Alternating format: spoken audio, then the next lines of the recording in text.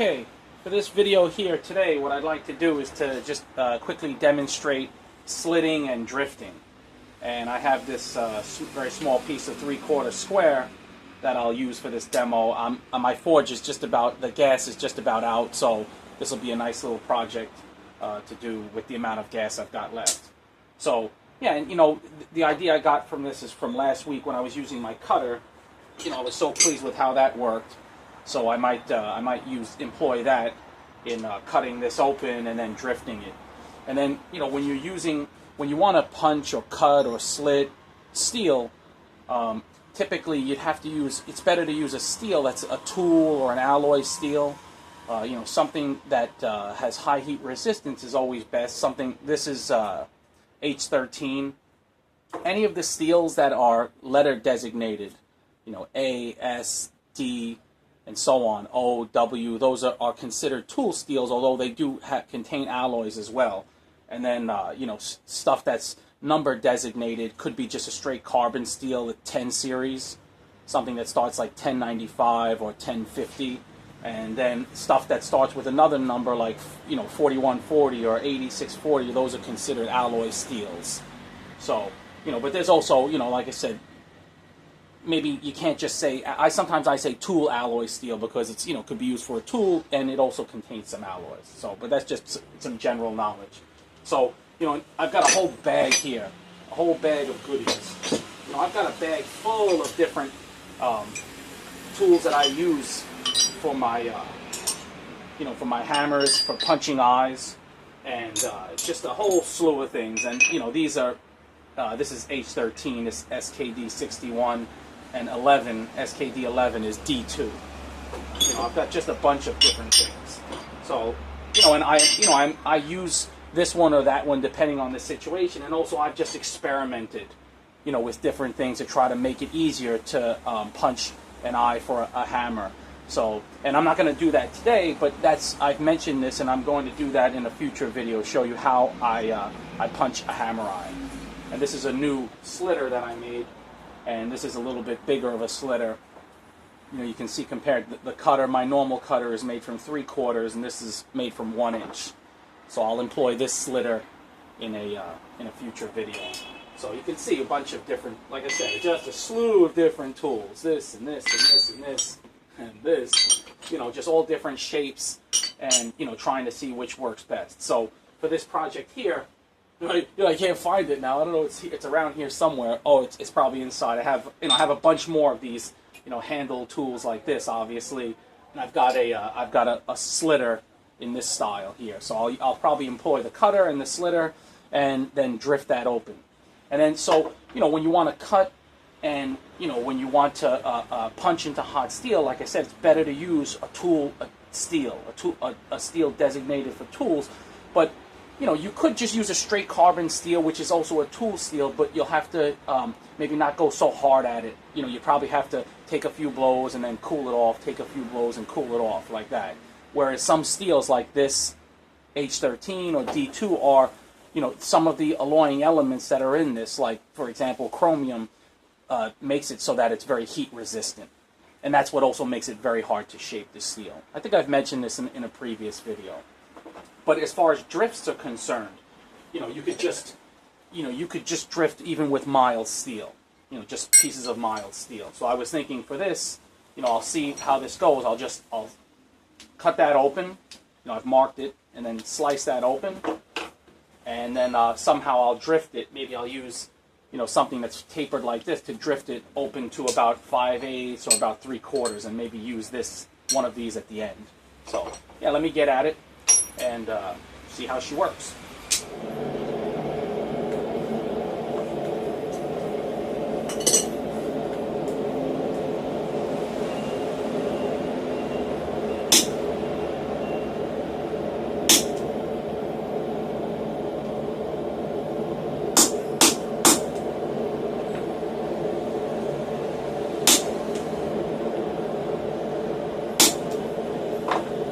Just want to go easy at first, just to make sure you're on your mark, you know, because I'm going to slit this from, you know, from both sides. So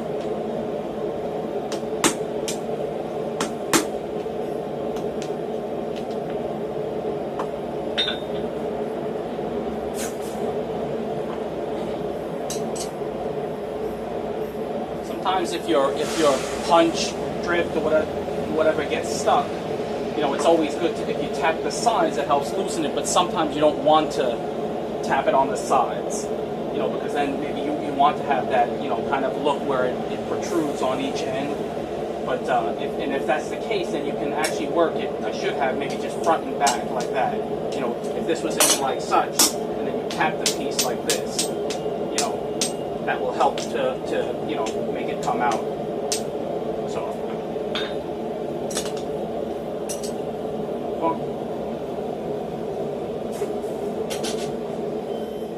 Another thing that would help this, you know, because I'm using this cutter sort of like the slitter, and with this here, it's actually it's straight on the edges, so that's why it's sticking in.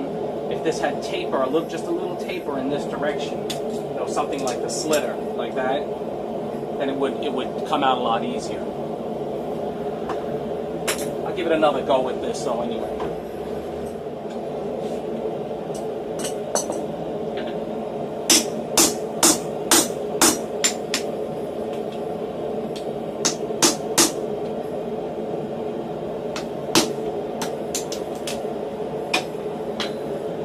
I guess I don't even need the slitter because it's already through. I don't know if you can see. Made a nice slice. You know, and again, I just want to reiterate, you know, this will get stuck because it's only tapered in this direction here.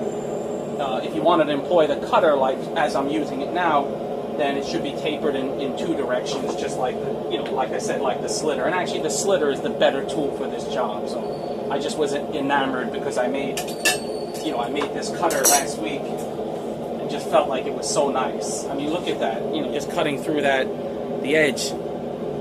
It didn't blunt it not even a little bit. I don't know if you can see that or not. Kind of hard to focus in. So, yeah. So now the operation falls to okay. It's, you know, this is slit through, and then now I need to drift it. So I got to think. Okay, you can drift it in any shape you want. You can drift it round, square, oval, whatever.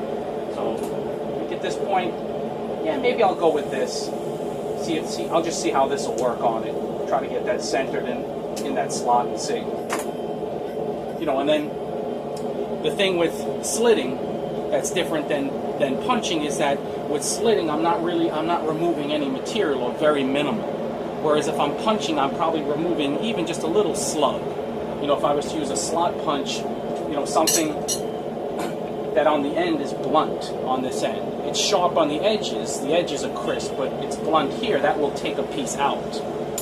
So sometimes you want to do that and sometimes you don't. So anyway, move on.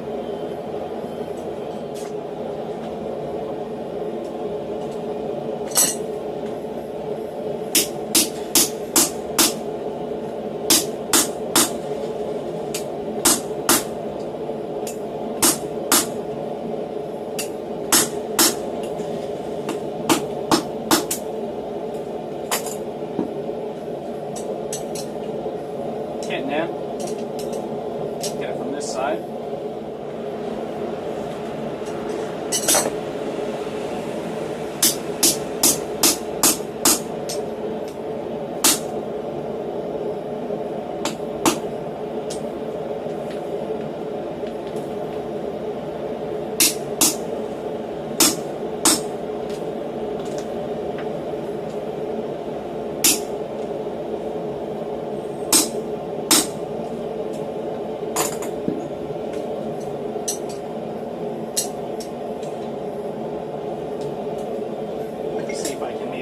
In there, so we've got a little ways to go.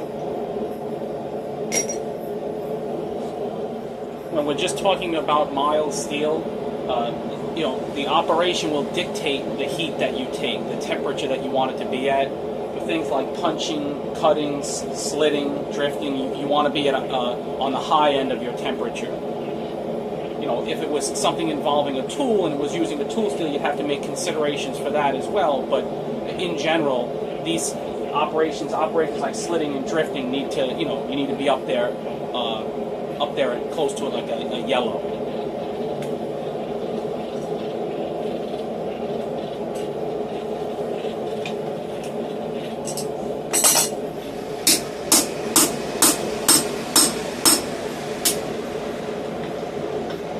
do the Fosbury flip. There we go.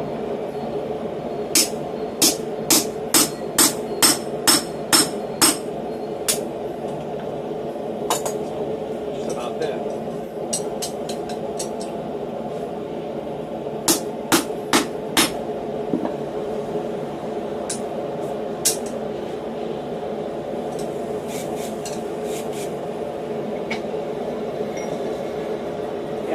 I could probably just about get that in there.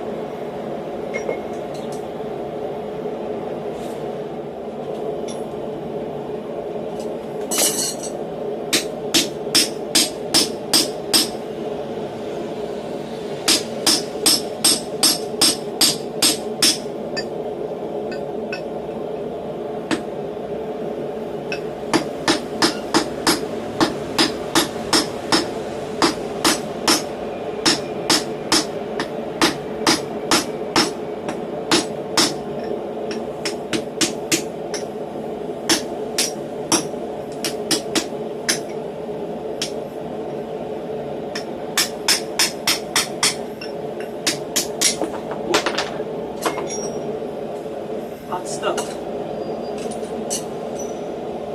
So you can see the more heats I take to complete this operation, the thinner this gets this way. So if this was something, obviously this is not a hammer, this is just, you know, a little piece of steel here trying to slit and drift, but you know, many times you want to hammer this on each side, and that helps release the punch or the drift, and it also makes the pole area taller. It'll re-widen this area here, which is what you would want on a tool that on a handle tool. But you know, this is not a tool. This is just, you know, just showing you guys demonstrating slitting and punch and drifting. And then, you know, with this here, you can see the uses. You know, mortise and tenon or any number of decorative items could use something like this. So.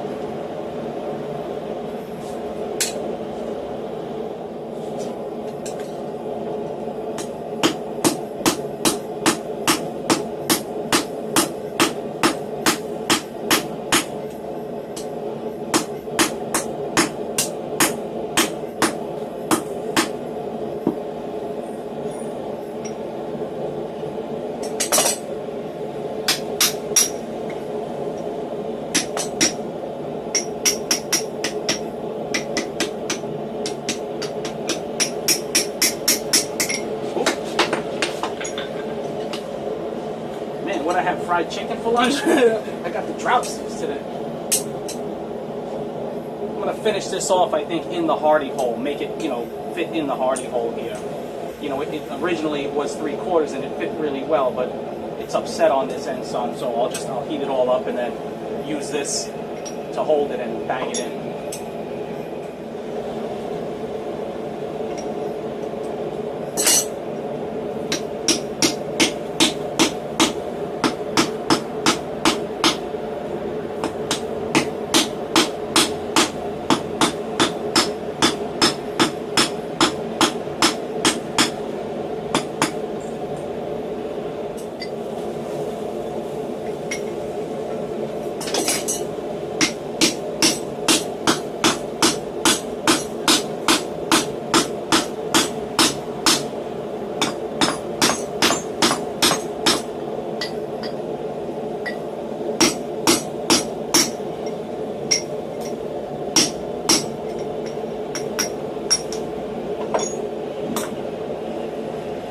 Don't want to see.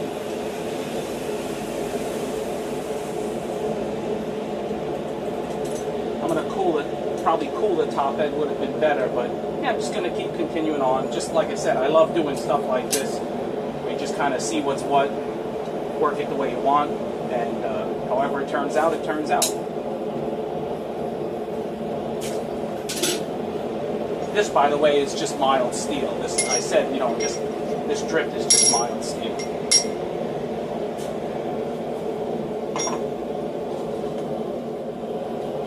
Taper this, it'll fit a little bit better. Oops.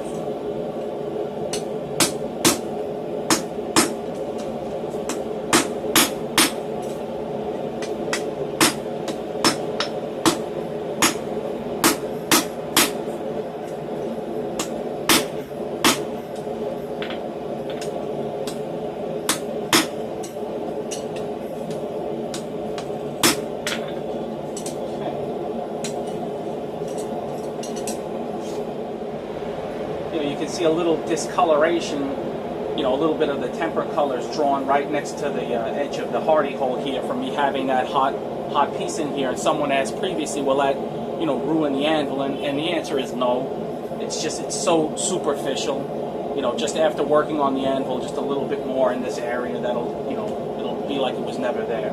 You know, if you heat it up enough, yeah, you'll take away hardness, you know, and eventually an anvil probably will, you know, from repeated heating in certain spots, get softer here or there, but, you know, just that little bit, yeah, shouldn't be anything.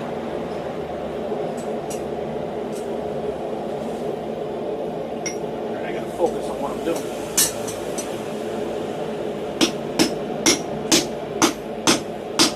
There we go.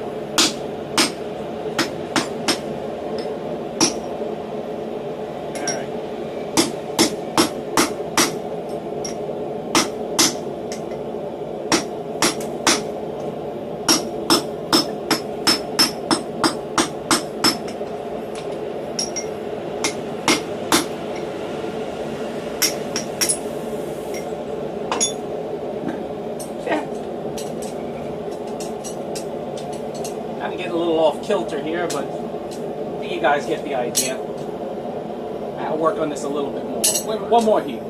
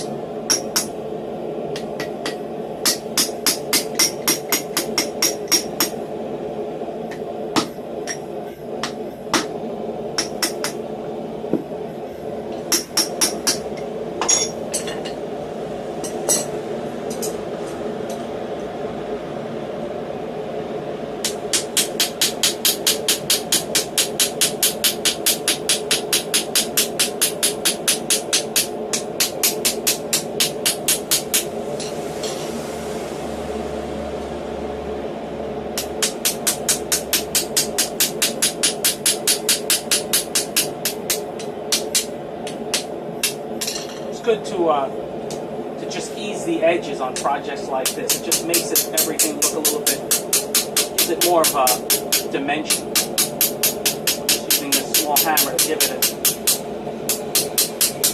ease that edge.